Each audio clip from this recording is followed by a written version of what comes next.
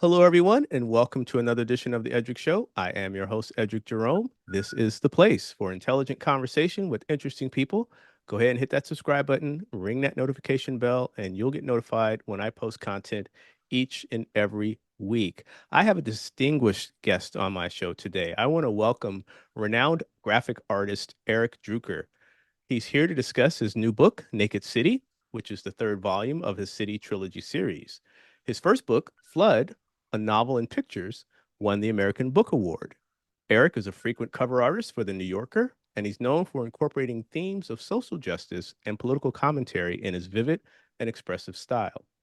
Eric's art can be seen in the permanent collections of the Whitney Museum, the Museum of Modern Art, and the Brooklyn Museum. Eric, welcome to the show. Thanks for having me, Edric. Good to be here. My pleasure. First of all, congratulations on the book. As I mentioned when we were discussing it before we came on, I really enjoyed it, so I want to get into it. So tell me about Naked City, your inspiration for writing it and illustrating it, and also how it fits in your trilogy, the City Trilogy series. Yes, well, how it fits into the trilogy, and this is the final book in this three-part trilogy. The first two were wordless. They were silent, in other words, graphic novels, sequential art, but no one had any word balloons. There were no captions. The first one was real experimental. I was trying to see how far I can go, how much of a story could I tell, how involved could the plot be if there are no words at all. They say, I remember having an English teacher in high school who said that you shouldn't use too many extra syllables, that good writing is very refined. You edit out all the extraneous words and you only use those words that are necessary. And you avoid using these 4 or 5 syllable words. You should be able to speak directly. So I took him literally and got carried away and edited down to the minimum number of syllables, which is no words at all, and discovered that if you tell a story with a series of pictures, you could go pretty far with that. They say a picture is worth 1,000 words. Okay. But if you have a series of pictures and a sequence, you could go pretty far that way. So the first 2 books were these purely graphic novels. No language, just purely graphic means. This new one that finally came out several years later, this one was a challenge because it was the first book that had words.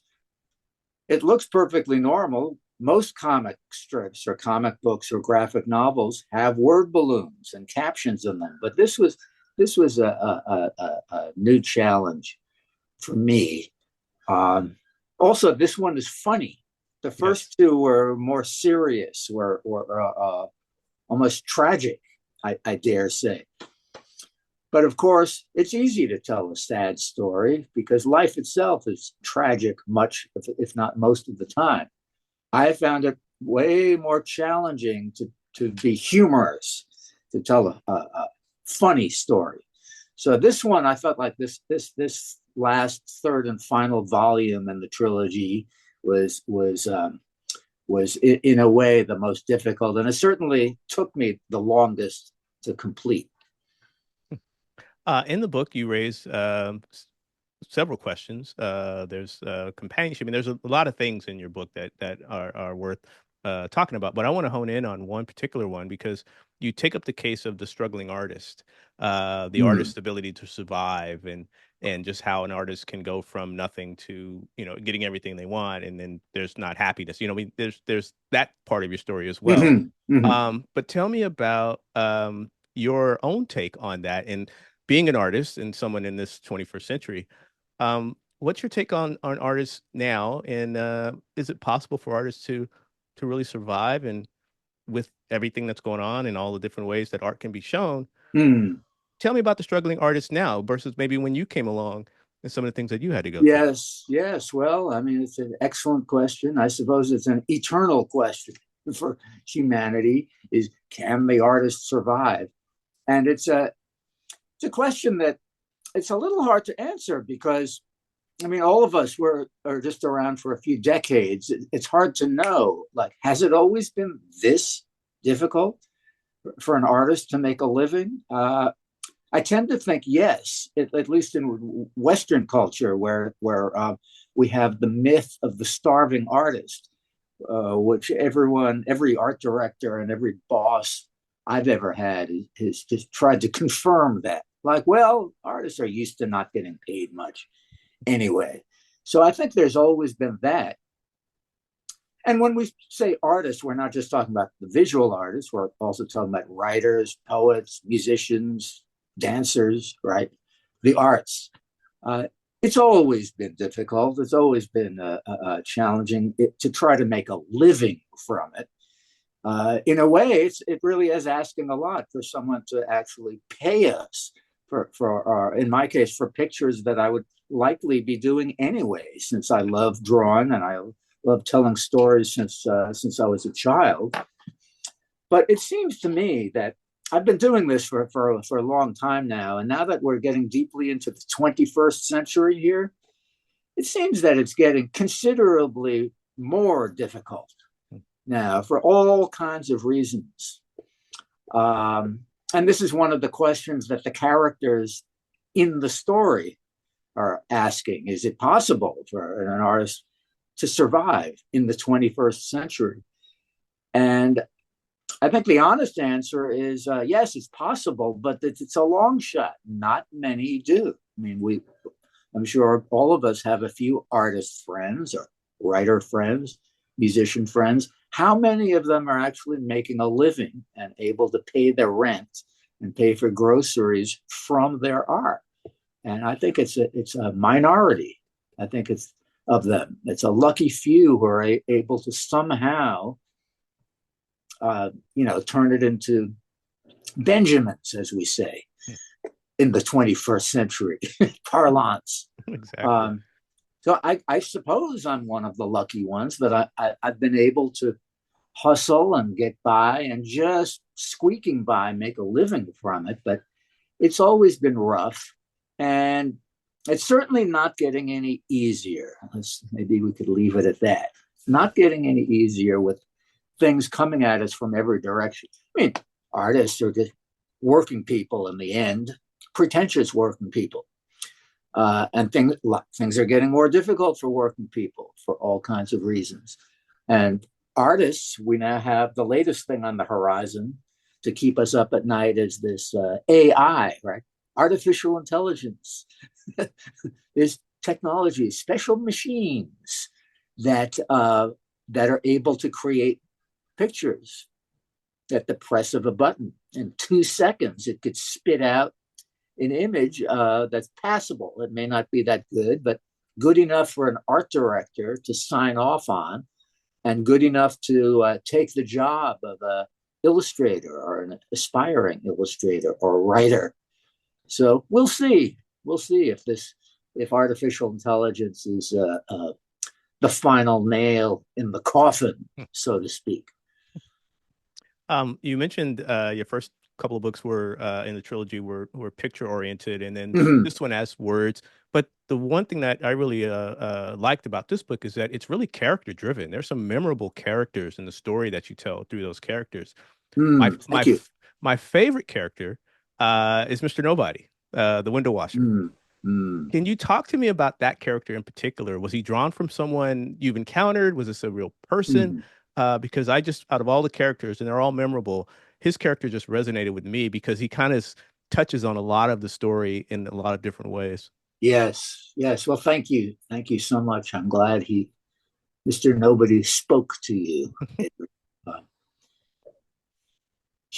when I first started working on the story several years back, he was really the protagonist. It started with him, and the story evolved with him.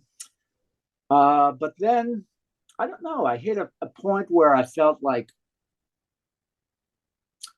well, what was the problem? I think it may have been partly economic that I decided, you know what, I'm going to have to shelve this thing for a while. And I put it in the back of a filing cabinet for several years. And when I came back and was hustling, doing other commercial jobs or painting and things like that paid a little bit more regularly than this very tenuous field of graphic novel. Yes, what do you do for a living? I'm a graphic novelist. Okay, good luck with that. But when I came back and picked up where I left off, I then put this character, this window washer guy. He's really just a squeegee man.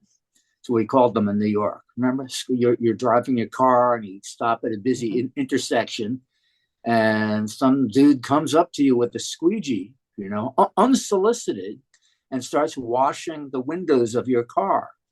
The windows are already perfectly clean, thank you, but you realize, oh, it's not really about that.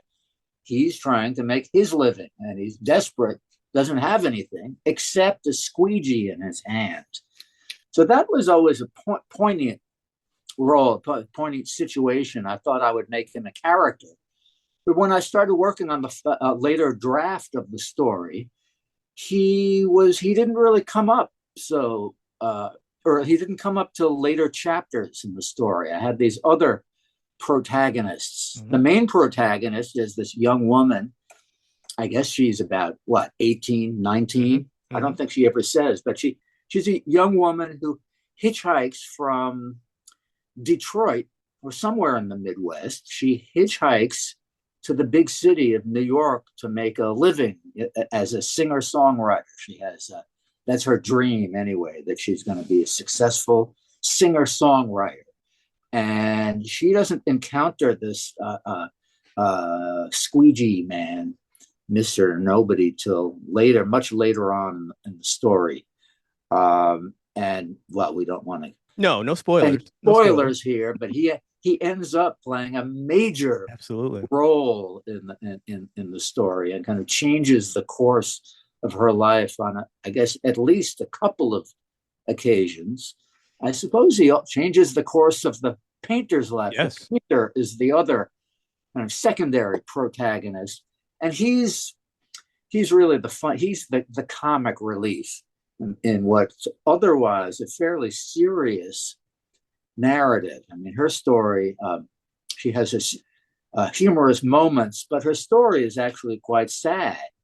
Again, without giving too much away, we gradually learn that she's hitchhikes to New York because there wasn't very much left holding her there in Detroit. She was in a pretty desperate situation, and that's what drew her to the big city.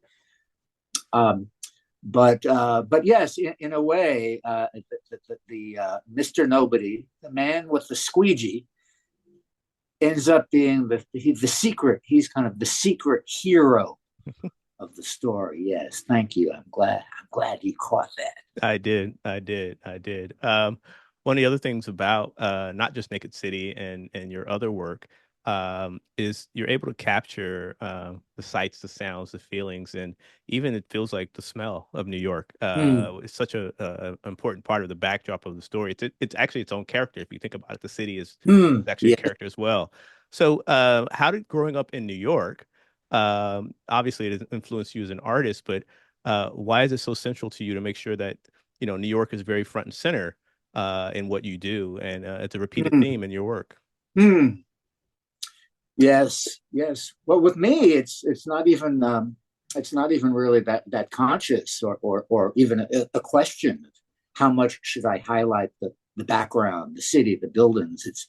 It's just this given that, oh, the city is not only is the city a character in the story, but the city is paramount. The context that everything takes place in. Of course, I was born and raised here in Manhattan.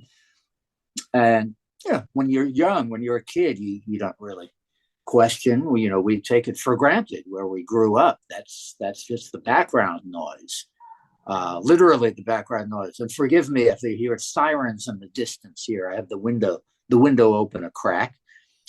But as I got into my teenage years, and as a young adult, and as a young art hustler, I realized, hey, this is how lucky I was to grow up in a big city.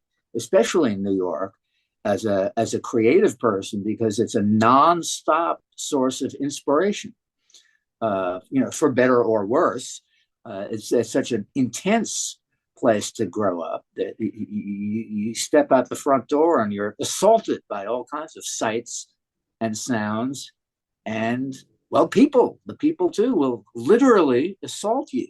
I guess first had a knife pulled on me. It was Halloween, which is coming up soon. But when I was 12 years old, was the first time I got mugged. Was on Halloween. Me and some of my friends who had shopping bags full of candy. We'd shaken down a whole building full of, not just candy, but remember UNICEF? Did they have that when you were growing up? The teachers would give you little orange cardboard boxes that you folded out. And you went door to door, not only saying trick or treat, but you said trick or treat for UNICEF. What was it an acronym for? It was UN. It was for the United Nations. We were raising money, and people would put little pennies into the carton. How could they resist? These are little 8, Right. 9-year-old children saying trick or treat for UNICEF. So when you came to school the next day, you would hand in these boxes of pennies. There'd be a few nickels, an occasional dime and quarter in there, but the kids in the class and the whole school were raising money for the United Nations. Maybe it was just a New York thing. The UN is located. It's about a 15-minute walk from where I'm sitting here. Hmm. It's right up here on First Avenue.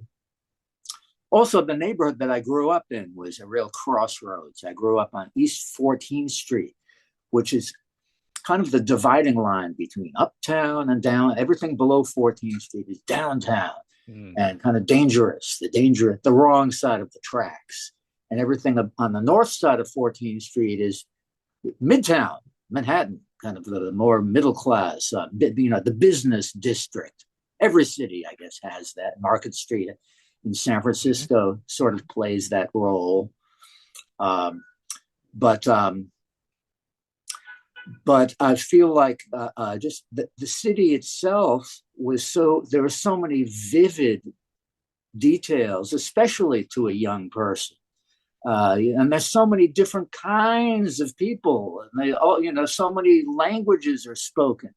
Not only black and white and Latino and Asian, but everything, Muslim, Arab people from Eastern Europe, Western Europe, Northern Europe, Africa, South Africa, Chinatown, and then there Korean spoken, Japanese, Yiddish, Hebrew. There were, I guess it's dozens of languages are swirling around you. Most cities, even a big city like like you, where you grew up in the East Bay, if you're in Oakland or Richmond, yes, there are several languages going on, and it could be confusing for a little child, but it's kind of exciting too because hey, there's all kinds of people, all kinds of stuff going on. This is where wonders never cease. Mm-hmm. But in New York, on the Lower East Side, where I grew up, I think it was dozens of languages spoken, maybe hundreds of languages are being spoken in New York. If you go out to the outer boroughs, if you go out to Brooklyn or Queens or visit the Bronx, where my mother was born and raised, I'd go up to visit grandma and grandpa, and that was a whole other planet, the Bronx. And hey, it's just a 15-minute subway ride, and you get out, and it's a whole other landscape. So the city is the thing that haunts me more than anything else, and I guess is the main subject matter of the artwork. If you just strip out all of the characters, all the protagonists, what remains is really the city itself is the recurring theme, and it's always the big city. It's never a small town. It's always big, tall buildings. It's the metropolis. It's Gotham. If you read Batman, it's Gotham City. Is just an exciting, stimulating place for a creative person. Shout out to There's Batman. never any shortage of ideas in the big city. If you ever draw in a blank, just look out the window, and you'll have a few dozen ideas waiting for you. The irony is that based on everything you just said and how New York is such a central theme in your work, you have been multiple edition cover artist for the New Yorker. So it just kind of all fits. Tell me about how that came about. How did you get your first cover on the New Yorker? And what's that experience been like for you? Because, as I would think as an artist, that's probably one of the most coveted covers, right? I mean, that's people Yes, strive to have a cover on the New Yorker. So it's tell me about that true. experience. Well, I mean, the New Yorker, it happened so gradually that most people, even now, don't realize the fact that the New Yorker has now wound up being virtually the only magazine that has art on its covers. I mean, first of all, there used to be dozens and dozens, hundreds more magazines than there are now, because print media is obviously on the way out with the rise of internet Mm-hmm. and whatnot, and podcasts and things like that. But if you look around on a newsstand, if you could even find a newsstand in the 21st century, what magazines remain all have photography, just pictures Mm-hmm. on the cover. This is what we're accustomed to now. It seems perfectly normal, but this wasn't the case when we were children. It certainly wasn't the case in the late 20th century. So the New Yorker has every week, it's a weekly magazine, and it always allows the artist full reign on the cover. In fact, um, it leaves it really open. It doesn't have any words superimposed on top of your artwork, except for the masthead, the logo. The New Yorker is on top, but then they allow a different artist each cover to do pretty much whatever they want. Sometimes it's thematic. Like now, there have been a couple of covers about the election Mm-hmm. coming up, but of course, we don't want to dwell on that right now if we don't have to. But I'm trying to answer your question, Edric. I think the first cover I did for them seemed like such a long shot because I never really looked at the New Yorker much, and it's such an uptown publication here in New York. But the fact that I'm a native New Yorker gave me a certain feeling of privilege. Hey, I'm a New Yorker myself. That I should be able to somehow infiltrate their magazine. How many of them are from is the art director or the editor in chief? They're probably from the Midwest or Europe or something. I'm from here, so I have a unique perspective on New York. At least this is what I was telling myself. And well, I mean, let's just leave it this way. The ratio is most of the covers and ideas that I send them get rejected immediately. Sometimes they don't even respond. It just falls upon deaf ears. But what's encouraged me over the years is that some percentage, I don't know, is it 20%, something like that, 1 out of 5, that would be, make it. They like it. They suddenly reply and say, "Hey, yes, we like that. Is this the finished version? We'd like to run this on the cover of the upcoming issue." Right. So that's always music to one's ears. And given enough time, um, the musician Mose Allison once said, "If you live, your time will come." Over the years, I've landed a few covers and they accumulate. Only once or twice a year do I manage to land a cover on the New Yorker magazine, but over a decade or two, hey, that's several dozen covers. That looks good when you look at them all at once like that, and it's on a range of themes. Although it's true, the overwhelming majority of them are the Yeah, city absolutely. itself. The Absolutely. city is my muse. I guess that's the word. The city is my muse. It's not so much uh, the human body or the human condition or this or that or color or pattern or texture. It's really the city, the buildings, the verticality, the shape of that magazine is vertical.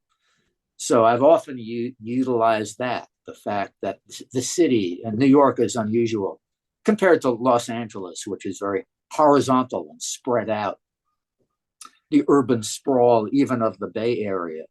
But in New York, it's all very concentrated into Manhattan Island, which just goes straight up, vertical in a vertical orientation. And it's only going higher. I mean, there's a perpetual building boom underway where they just keep building higher and higher, and more skyscrapers, and the sky's the limit.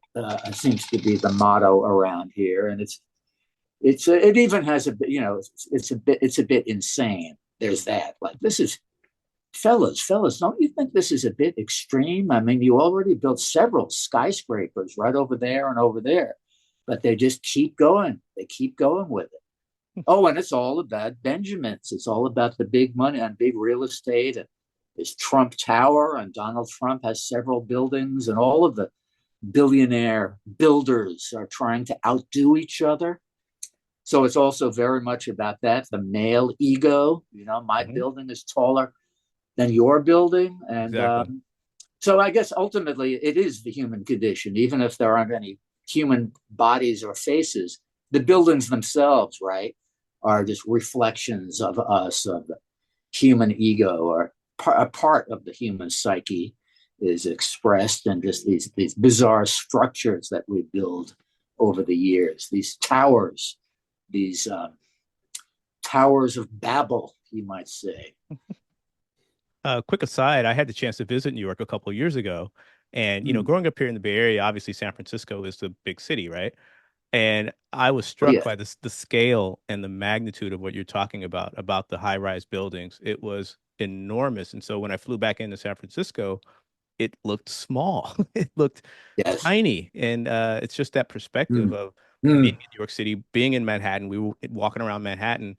It's enormous. And so I can imagine that's a fertile ground for an artist to use because there's so much ways that you can incorporate the views, the perspectives, the things like that you were just talking about. Yes. And as you're saying, the scale, the mere scale of a city like New York is so extreme, so off the hook that and this, I guess this was one of the downsides of being born and raised in New York City, is everything makes you feel so small. Mhm. Where all of humanity is dwarfed by the size of the structures around them. I mean, you go anywhere else, and yeah, a house is bigger than the people who live in the house, but not that much. It's just a big box to fit your family in. It's got to be a little bigger than that so you could fit all your furniture and books and things like that, a refrigerator and things like that. But it's so preposterous in a city like this, where it's 10 stories, a 20-story building, 50-story buildings. And it's true, when you then get accustomed to it, if you do ever get accustomed to a city like New York, you visit another city like San Francisco, and it looks like, are you kidding me? This is a metropolis? This seems like a small town after New York. No, no, we have a downtown business district. We have skyscrapers too. And what? This is like a handful of skyscrapers, elevator buildings. Yeah, yeah, but you're kidding me here. This is it. This is your city. So it's all relative, just like like Berkeley or Oakland. They feel like suburbs of San Francisco. Hmm. But San Francisco feels like you're in the suburbs compared to New York, or a big city like Chicago. You then visit San Francisco, and you feel like you're in like the Amazon rainforest or something. You people, you don't know how good you have. You got all kinds of trees here, palm trees all amidst the buildings. Manhattan, you could walk and walk for a couple of miles without seeing a single tree. It's everything. The whole landscape is man-made. It's all concrete. And no, I'm not being sexist here, but no, it's not human-made. Man-made. Hmm. That's one of the other problematic things about Manhattan is All the architects, all the builders are men. I don't know. Maybe are there any women any of the builders women? I don't know if there's even one. So your whole environment, it's a man, literally, it's a man-made environment where you could look up, down, sideways, and you're not seeing any nature, any organic shapes. There are not too many curves. It's all right angles and cubes and boxes, and it's all everything is artificial. So that gets to be a bit much after a while. You want to at least be able to escape occasionally. And thank goodness that we have a few parks here, not many, not compare other cities. I was just visiting a friend of mine, childhood friend in Portland. Portland, I think, is built into the city charter that every like number of blocks there has to be a public park, just to keep everyone sane. Every 5 blocks or something, you're walking in any direction, and there'll be a small park where you could sit down on a bench and catch your breath. But no, we have no such rule or regulation here in Manhattan. No, no. It seems like it's built for robots. In the future, at the rate things are going in the future, the city will just be robots, and will be fully retrofitted for mechanical beings, because there's not too many benches where you could sit down and catch your breath. No, no. I have just a couple of questions left, and one of them is related to um, art and politics. And because in many of your work and some of your covers, you're able to balance just not the artistic side and the artistic expression, but you're also able to show a particular political point of view. One cover that struck me was your homage to Colin Kaepernick, where you had the NFL player who was kneeling, and I think you had Yeah. an everyman football player kneeling. Talk to me about art and politics as we were talking about the 21st century today Mm-hmm. in this, what I think we're entering into an era of almost hyper censorship where everything is so politicized. Yeah. Are you feeling that as an artist? Are you feeling like you're still able to express everything you want to say? Or are you even now pausing? They go, maybe I shouldn't go there. Or what's your take on the Yes, I censorship think scene I today? am. I think it's affecting all of us. I think it's affecting our consciousness. And it's not all negative. It's not all just about censorship. It's that we're in a moment now. Who knows how it will longer it will last, or maybe it's just getting started. But many people are hyper sensitive about how they're portrayed, or how we refer to them, or if they're included in the narrative or not.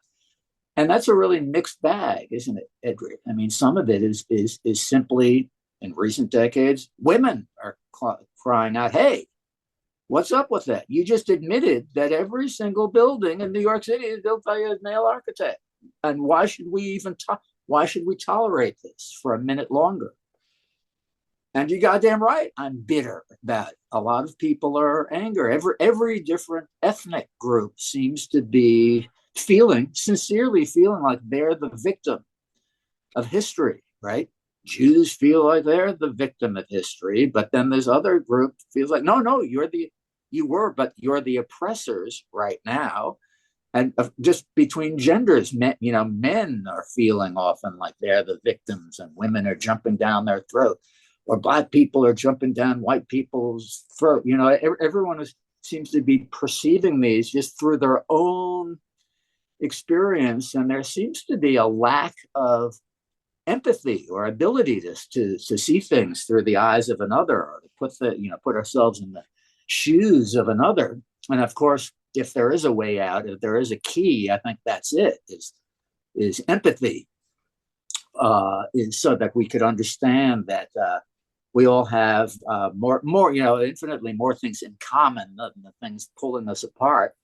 But it's easy to miss that these days, and it's affecting all of us. Maybe especially creative people or storytellers, or well, especially people who are trying to tell humorous stories. you know, hearing stand-up comedians now seem to be complaining about it most loudly. You can't say anything anymore. You can't tell a joke about this, a joke about that. People are it's gonna hurt their feelings, and you're gonna get in trouble, and you're gonna get canceled. Well, yes and no. I mean, again, I feel like of two minds about that. I feel like, we should be more, everyone should be more sensitive than we're being. You can't, I don't know that we could be too sensitive. And yet we shouldn't be frightened. We shouldn't be running scared to say how we, feel, as long as we're expressing it in a polite way. Maybe that's really the key, or maybe that's really what we're missing. Is not that everything has to be politically correct. Everything has to be, what are they calling it now? Everything has to be well, PC was the term we used until recently. But maybe there's just a better, realistic way of looking at that. Is that PC just means being sensitive. We need to be more sensitive. Just need to be more sensitive to people's feelings, especially people who were invisible to us, people who we didn't really perceive, people who were maybe outside of the dominant group or the mainstream. We do need to be more sensitive. So in that respect, I'm in favor of us all taking a pause and being more mindful and more sensitive and all that.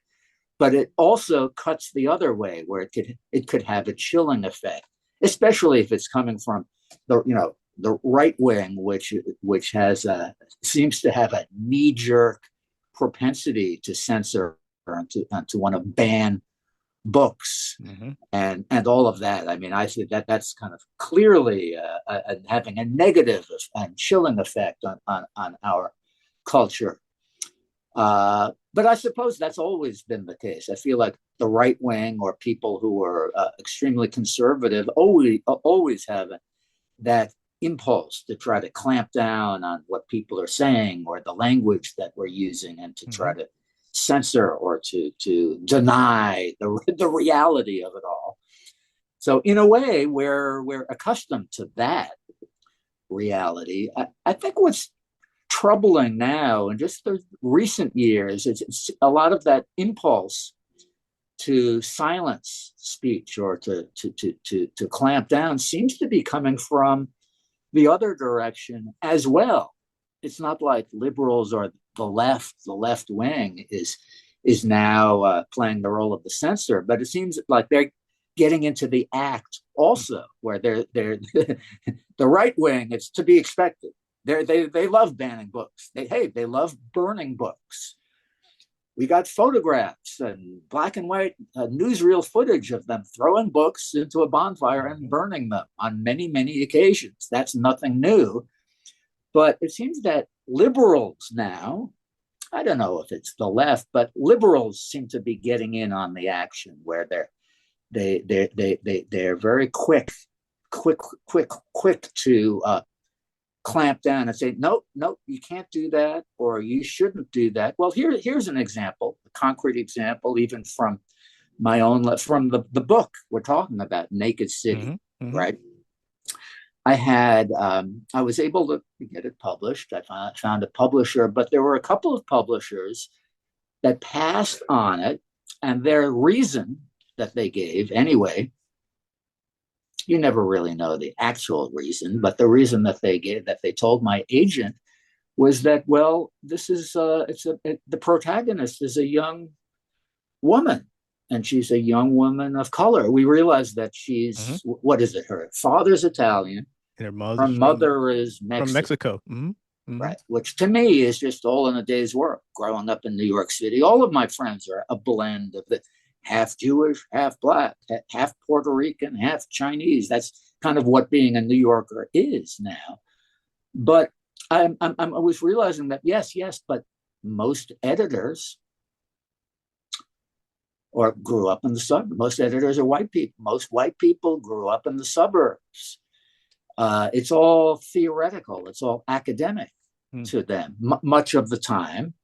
And even when they're well-meaning, they seem to be they were concerned about the fact that this story has the protagonist is a young woman whose mother is Mexican.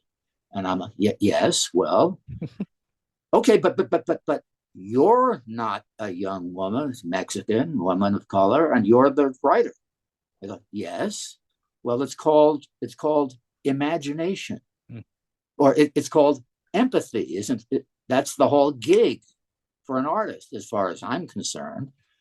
But many editors, at least in this moment we're in, are saying, no, no, we feel that people should be telling their own stories right now. And I could see their point. Mhm. Certainly, more women should be published, and women of color should be getting published right now. And that's the job of the editors and the publishers. So I agree with that. But but it shouldn't be a zero sum game, right? If someone else should also, if they're doing a good job as an artist and telling the story well, they should also be able to tell the story of whomever, whoever it is. Mm. Did Shakespeare need to be Jewish in order to write The Merchant of Venice? Not to compare myself with Willie the Shake, but I mean, that's a famous example. And I think now, in fact, that would be a ready-made New Yorker cartoon. William Shakespeare standing there at the editor's desk, and they're rejecting his latest play, Merchant of Venice, because he's just some white European guy. He doesn't know what it's like to be a Jewish person who's oppressed, whose people have been oppressed through the centuries. We're sorry. We like your book. It has we like the language. You're able to turn a phrase, some excellent dialogue, but we're going to pass on your latest play because we think that people should be telling their own stories right now. In fact, everyone needs to stay in their own lane, seems to be the theme going on right now among liberal uh, editors. There's a feeling. I think they're oversimplifying what is maybe a sincere, well-meaning intention.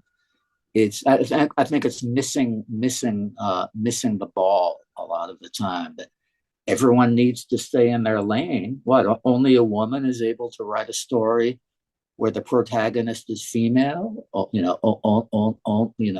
a Jew is able to write about Jewish history, and on and on and on. Mhm. Mhm. So I don't know. It's an open question. I could easily argue it the other way. Well, yes.